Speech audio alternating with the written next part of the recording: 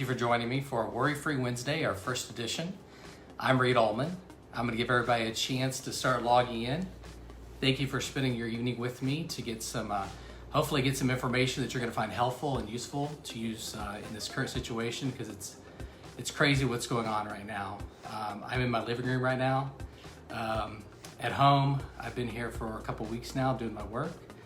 And I started thinking I really wanted to do something to address a lot of the questions and concerns that I've been getting.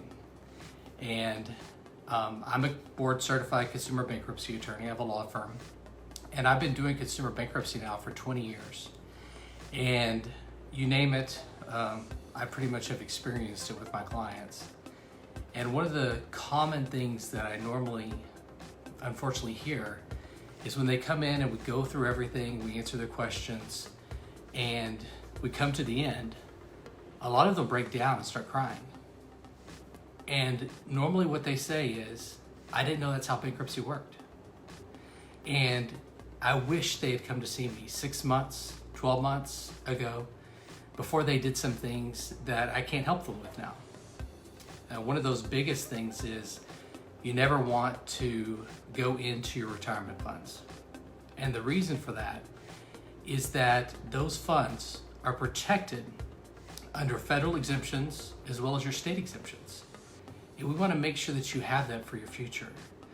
We don't want you taking out home equity loans, because now if you had a credit card that you couldn't pay, in the state of Texas, they can sue you and get a judgment and levy it against your bank accounts or non-exempt property, but they can't take your house.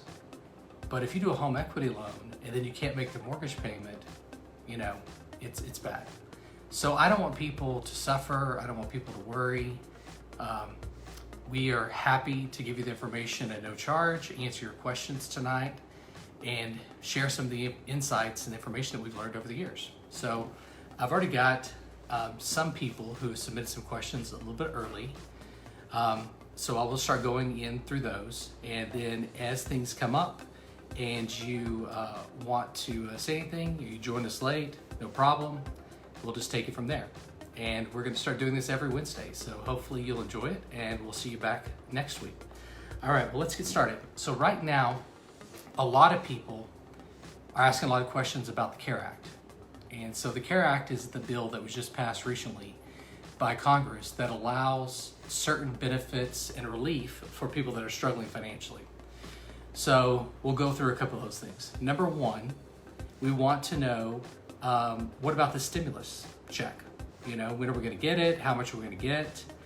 It's approximately $1,250 for an individual who's making $75,000 or less, and $2,500 for an individual who is also married.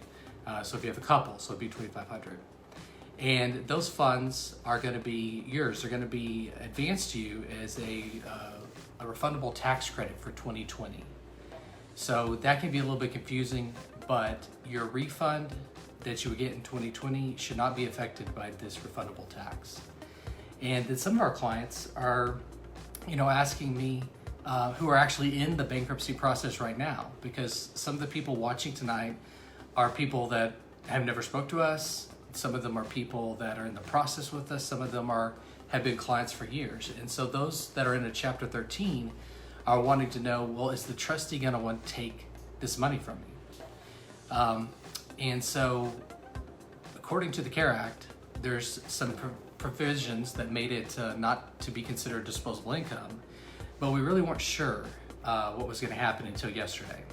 So yesterday, the United States trustee, who are the people that oversee the Chapter 7 and Chapter 13 trustees, like we have here locally, it's their boss, put out a press release saying basically that they don't think it's prudent to go after these funds. They don't think it's in the best interest of the bankruptcy estate or the debtors, and the amount of the funds would be better used for the debtors to, and clients or individuals to be able to pay the bills and use those funds. And that if any trustee was wanting to do that or go after those funds, they would need to first check with the United States trustee. So if you talk to an attorney very long, you're never going to get a definitive yes or no. But that's as close to a yes, you're going to be able to keep it, as we could possibly get. So I think that's extremely good news. and I'm really happy for my clients about that. So I have a question from Jennifer, and she was wanting to know, with everything going on right now, will back rent and mortgage payments just go away? And the answer to that is no. Those payments are not being forgiven. And so it gets a little bit complicated. So I want to start first the mortgage route, and then we'll talk about tenants and landlords later. So for mortgages, the CARE Act addressed federally backed mortgages. And so there is usually a company that services the loan, which may have a name, but they don't actually own your loan. Your loan is actually owned or backed by the federal government. And those loans are, and companies associated with that would be like Freddie Mae, Fannie Mac, HUD, and VA. So those are the loans we're talking about. And most everyone's mortgage, about 2/3 of everyone's mortgage, is a federally backed mortgage. So that's good news. And that is delaying those servicers from going forward with the foreclosure for right now. But what does that mean? Does that mean that your payment for February or for March or for April is just going to be forgiven and you just won't have to pay it? No. There's two important distinctions here. And I've been reading some articles that some mortgage services are approaching it the first way I'm going to talk about, which is a forbearance. And so what a forbearance means is that you don't have to pay it now. You don't have to pay it next month. Typically, it's a 90-day forbearance. So you could potentially get 3 months behind. But at the end of that 3-month period, all the payments are due at once. So that's not very helpful. I mean, if you lost your job, you had an interruption in income, and you get 3 months behind and then they want it all at once, who can do that? No one. So what is better is if they do the second thing we're talking about, which is deferment and putting it at the end of your mortgage note. So let's say you have a 30-year mortgage note, you're in month 15. We're going to take those 3 months and we're going to push out your mortgage an additional 3 months so that these payments right now, you're not going to have to come up with in the next 90 days. That's the option that you want. And you're going to need to check with your mortgage company and make sure that you understand the distinction. Now, what about the other 1/3 of mortgages that are not backed by the federal government? Well, they're not required to delay the foreclosure. And in fact, in Texas, foreclosures are scheduled the first Tuesday of every month. And so that was this past Tuesday. And we had clients whose mortgage companies still went forward with the foreclosure sale. And if they had not filed the bankruptcy, they would have lost their house. So it's very important to understand that, because I spoke with a client earlier this week and she's like, oh no, I saw President Trump said that he's not going to allow any foreclosures until after June. And that may not be the case. So if you're interested, I can share with you a couple links that you can go and look to determine if your loan is one of these ones we're talking about that's federal. So just leave me a comment, shoot me a message. I'll send you over the links and the phone number for HUD, and you can verify that information on your own, okay?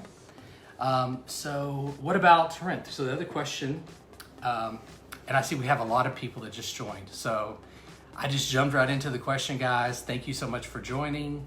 I'm Reed Allman. This is Worry Free Wednesday, and we are here to answer your questions. So if you haven't posted a question, you want an answer, please let me know, and I'll be happy to get to it. So what I'm responding to right now is a question about what about foreclosures and evictions and what's happening with those. So I just answered the question about mortgages. So what about evictions? So in Texas, they delayed evictions from being able to be posted and go forward until the beginning or the middle of April, okay? And so that does not mean that your rent that is come due before they can post you for eviction is forgiven. It absolutely is not. And hopefully maybe they'll give an extension onto that. But eventually the extension is going to run out, and if you're behind on rent, your landlord is most likely going to demand payment in full. Hopefully they won't. Maybe I encourage you to call them and talk to them and see what they're going to offer you, to make sure that, some of them might be willing to be offering things. So it never hurts to find out. But what I'm reading and hearing about is a lot of them are already going forward and getting ready to file it, or even file the eviction, just not set it for a hearing. until after the state terminates. There was a big article in Denton County about a landlord that was doing that. So just be cautious. If you're worried about that, you want more details about your personal situation, no obligation. We'll answer those questions for you. Absolutely no charge. Just let us know. We'd be happy to do that. So I'm going to keep pushing forward, and I see more of the questions still coming in. And so this one's from Robert, and he was wanting to know, should I wait until July 15th to file my taxes? All right. So there was a lot of confusion about this a couple weeks ago. So first the IRS said, you still have to file your taxes when they're due in April, but you don't have to pay any taxes you owe until July 15th. Then about a week later, they clarified and said, all right, you don't have to file the 2019 tax return or pay any taxes owed until July 15th. So that's where we're sitting right now. So if you have your taxes and all your information and you want to file, by all means file. Most people don't owe taxes. And normally, in the bankruptcy context, what I see a lot of people make the mistake of doing is if they owe, they bury their hand in the sand and pretend like that the mortgage company, the IRS won't see them and they can't come get them, and they just delay and try to hide and don't file. That's the worst thing you do, because if you file it, then potentially, if you need to file bankruptcy in the future, that debt can be wiped out like it's MasterCard or Visa. So make sure you file. So if you file and you do owe, then you're going to be able to wait to start any collection efforts by the IRS until July 15th. So go ahead and file right now if you can, whether you owe or not. There's nothing stopping you. So I would encourage you to do that. Okay, so Brad, thank you. You said thank you for saving your life. You're welcome.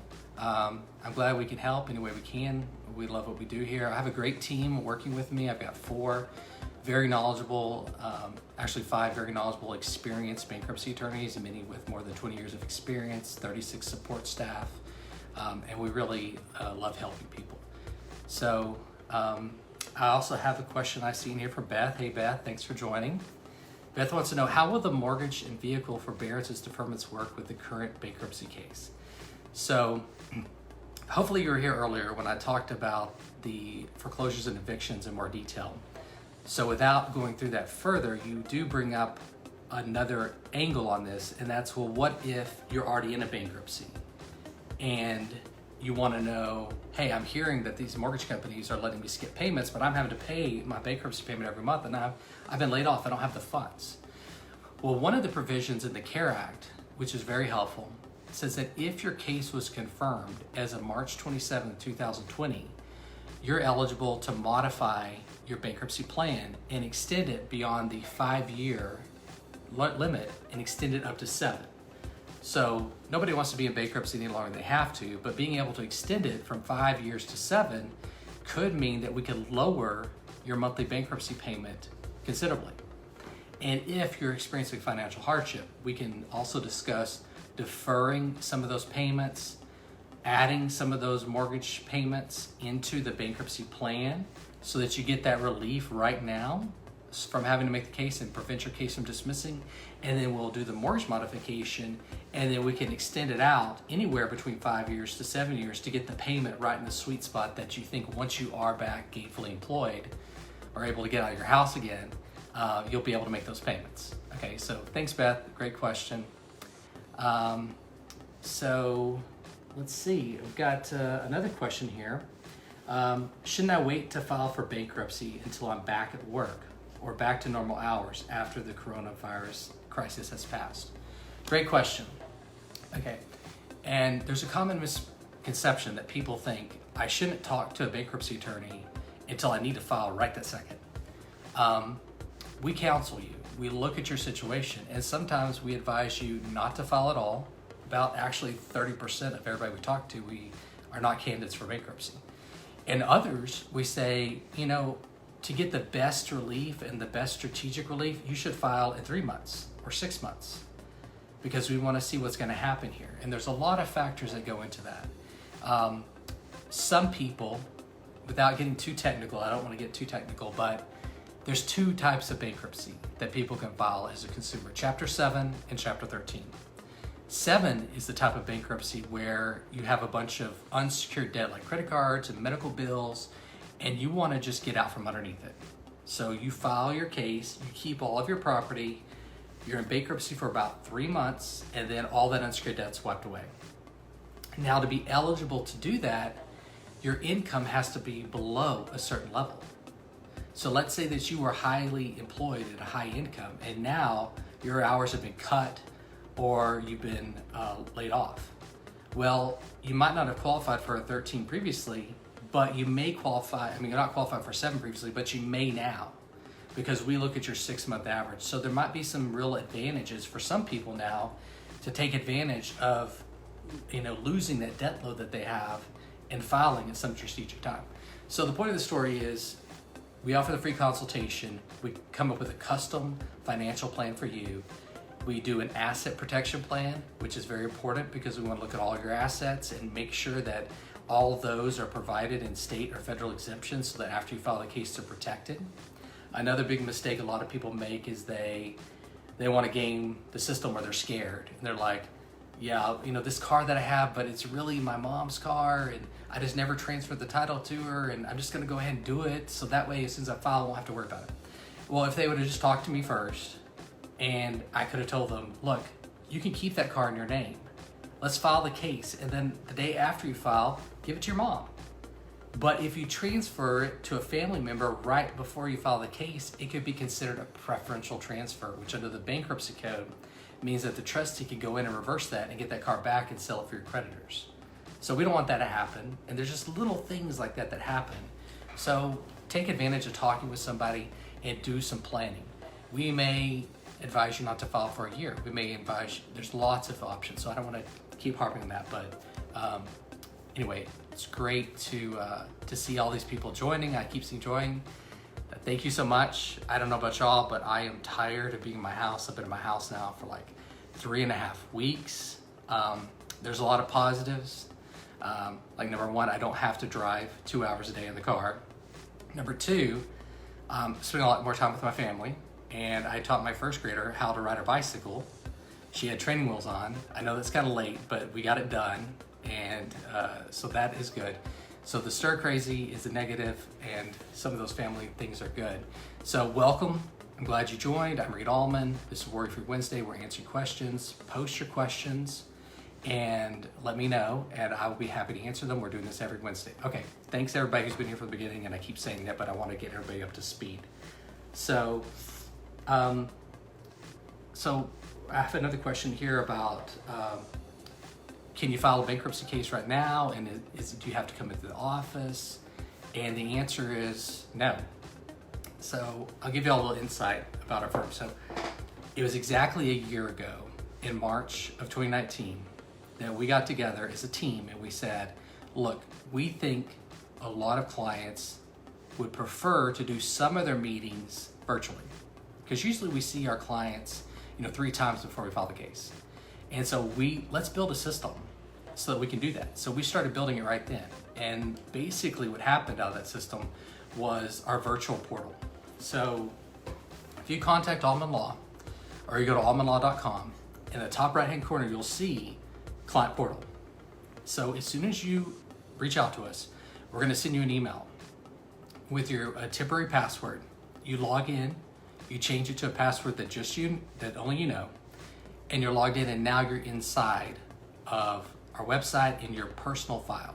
And what can you do to that personal file? Number 1, you can see what's coming up, you can see driving directions to the office, or you can see instructions for your virtual appointment. So all of my staff now is working from home virtually. They already had their computers and everything. All they had to do was unplug them and plug them back up at home, and they were good to go. And we are seeing probably 50 to 60 individual clients a day virtually across all my attorneys and all my employees. So it's super easy. You don't have to download any software. You don't have to have special equipment. All you have to do is have a device that can go to the internet and log in. You'll see a button there to enable your video and your microphone, and then you'll be able to see us. If you don't want us to see you, but you want to see us, you can do that too. And then you can upload documents securely through there. It's really neat, and I'm so glad that we started that a year ago, so we'd be ready for it right now. So that's a very long answer to tell you that if you call us up, reach out to us, you don't have to leave your house. We can do everything from start to finish. We can file your case without you ever coming into the office. And that's important because some people who need to file right now that would normally just say, I don't need an attorney, I'm just gonna download the forms, I'm gonna fill them out, which I could spend an hour on why you should do that.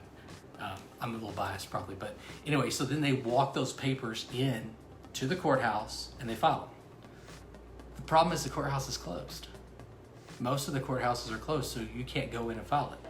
So only attorneys who have already been authorized by the courts to be able to file virtually can do it. And we're a firm that can do that, and all my attorneys are, so we can definitely get that done for you. All right, Michelle wants to know, can I keep using my credit cards if I file for bankruptcy? I've heard that question a lot. So the answer is, depends on what chapter you're in. So if you file a chapter 7, technically you could keep using your credit cards after you file. But the problem is that as soon as you file, they close your cards. So I do have a lot of questions from clients who be like, I really love this credit card. You can get rid of all those, but I want to keep this one. Let's just leave this one out. I wish I could, but I can't. They all have to go in there. They all go into the same pot. The good news is though, is that once you get out from underneath all those credit cards, you're going to be able to be immediately approved for credit. In fact, it's too quick, in my opinion. So a lot of creditors pull the public records and they start sending you mail. They say, hey, you want to buy a car? Hey, you want a credit card? And what we do for you guys is we pull a credit report, and included in that credit report is a credit score. And we tell you what your score is right now, and then we use a predictive modeling software to tell you what it could be a year after the bankruptcy. And then we also enroll you in a free program called 7 Steps to 720. That is a video series where you watch instructional videos, you have a call once a month, answer any questions that you have, it's a live call, and then you're able to then do the things and follow the steps to get your credit score back up. So ideally, when you come out of this process, you're gonna maybe want to use credit cards more strategically and kind of think about going more for a cash basis kind of approach. So we help you with all that. All right, Sabrina Dyer, thank you, glad to see you. She says, what will happen to the stimulus checks for people in bankruptcy? All right, so I talked about this at the very, very beginning, so you might have missed it, so I'll just go real quick. The U.S. trustee put out a notice on the website yesterday that said that they would discourage their other subordinate trustees, this is the head boss here, from going after those. Because number one, the money that you're getting is not a significant amount for the bankruptcy estate. And number two, the cost of trying to get the money might exceed the benefit of it. So that is their opinion. And they're telling the other trustees across the United States, if you have a different opinion and you're gonna try to go after it, check with us first. And I think that's smart, and I'm glad that they gave us some insight there so that we can say, yes, you're gonna be able to keep it. Now, there's no guarantees in law, so that is what it's looking like. And if we hear any different, we'll let you know. All right. Teresa Arnold, you haven't heard any of this? Man, I'm sorry. I hope you mean the answers I given maybe you haven't heard, or you haven't heard the whole presentation. Like I said, if you want to talk to me one-on-one, I'm here. I got some extra time on my hands. I'm here in the house, I'm bored, so give me a call. I'll be happy to talk to you, answer as many questions as you want before our time runs out. And also, if you want to check back in next Wednesday, we're going to start doing this as a regular thing. All right, so everybody doing good. Thank you for joining. I'm Reed Allman. Let me look at some of these other questions here that maybe we had. Isn't it true that no one is really repossessing cars right now? I've heard that even if my case gets dismissed, that I won't lose my car due to the coronavirus. Okay, so let's talk about this. A A lot of creditors are not doing anything right now, and that's great. I'm very encouraged by that. Since I've been doing this for 20 years, I've seen a lot of other financial crises where creditors could care less. I mean, it's when the housing market crashed, they ran through 1 million foreclosures, never did anything, never offered any relief. So the fact that they're offering flexibility, payment arrangements, that's wonderful. Take them up on it. Hopefully you never have to file bankruptcy. God bless you. I hope that's the truth. But those payments don't go away. So even if they're letting you have some flexibility, you need to be sure and ask, are you gonna let me put these at the end of my mortgage note? Or are you gonna expect all this money in a couple months? So be sure to ask about that. Because number one, you're gonna have to pay it sometime. And you're gonna have to pay late fees and things as well. But you do what you gotta do. If your income is low right now, you gotta marshal resources, you gotta come up with a budget and prioritize what is the most important. And it's gonna be shelter, utilities, food. And then you have a whole other section over here that is, not essential. So maybe you got a gym membership or maybe some eating out or whatever you can do. Cut what you can cut, marshal resources, never dip into your retirement. I would even be cautious about dipping too much into your savings, because even if you file bankruptcy, under the federal exemptions, we can exempt quite a bit of cash as well in the bank. So don't wait until your last dime is gone to talk to us about that. So hopefully I didn't get off track too much. I don't want to ramble on here. It's kind of hard since all I can see is y'all's names. I don't really know any body language here. So let's go on to the next question. So Stephen, if I qualify for bankruptcy, how can I pay for it if I get laid off? Great question. In fact, the number one question I get.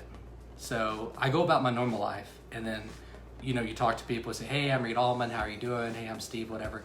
Hey, Reed, what do you do? And so I say, well, I'm a bankruptcy attorney. And so actually it's the second thing they say. The first thing they say is, oh, I hope I never have to come see you. And hey, by the way, how do people pay you if they're filing for bankruptcy? So there's several ways. Number one, most of our creditors are paying somebody. I mean, most of our clients, I'm sorry, not creditors. Most of our clients are already paying certain creditors. So maybe your income has gone down significantly and you might be able to pay something. We work on payment plans. We work with all kinds of budgets. I've never not been able to get a case filed for somebody who needed to get the case filed. I always work something out. So number one, we'll make it work. And depending on what chapter you go into, we even have more flexibility, especially on chapter 13s, to defer our attorney's fees for a later date. Number two, maybe they have a friend or family member who doesn't mind paying for them, or maybe they have a friend or family member who's willing to put it on their credit card, because we can't have you put it on your card. So that's an option. Another option is people are making the minimal payments. So we look at, you got 10 cards, you're paying $100 on each card, you're spending $1,000 a month, you're charging on those cards, and you're never getting anywhere. So maybe we look at that and say, okay, look, let's stop charging on the cards, let's stop paying on the cards. You devote $600 of that money you have been paying just to cover your bills so you can live on your cash, and carve out $400 for us, and let's set you up on payments. So there's a lot of ways that we can do this. If we're doing a chapter 13, we can include mortgage payments, we can include car payments, we can tell you to stop paying some people. Anyway, there's lots and lots of things to do. So let us know. We'll be happy to work for you. So we were gonna try to keep this to 30 minutes. So if I haven't answered your question yet, we're still gonna answer a couple more, but then, like I said, we're gonna be around next Wednesday, and you can ask it then. If you don't wanna wait and you wanna reach out to me directly, feel free to private message me, feel free to call me. You can reach me at 214-265-0123. That's 214-265-0123. I'll put it in the comments on our website. If you're on my Facebook, you can already see how to get in touch with us. We'll be happy to schedule some time with you privately, virtually, and go over it and see if we can help you out.